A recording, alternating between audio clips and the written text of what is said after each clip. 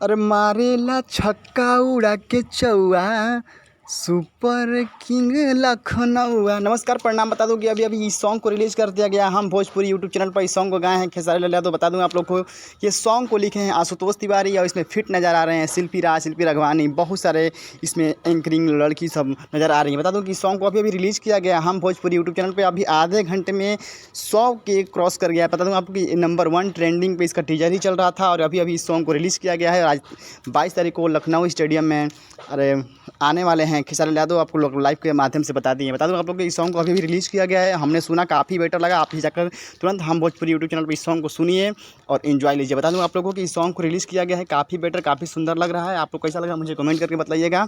Channel पर subscribe करिए ताकि ऐसी वीडियो मैं आपके लिए हमेशा लाता रहूँ और दिखाता रहूँ। इस सॉन्ग को रिलीज़ किया गया अभी भोजपुरी में और काफ़ी बेटर, तुरंत इस सॉन्ग को ट्रेंडिंग में आने की संभावना है, तुरंत आ जाएगी। जी हाँ, आधे घंटा में 1 लाख व्यू क्रॉस कर गया है और 1 मिलियन मात्र 1 से 2 घंटे में क्रॉस कर जाए। खेसारी लाल यादव ने इस सॉन्ग को गाया है, काफ़ी बेटर, काफ़ी सुंदर लग रहा है।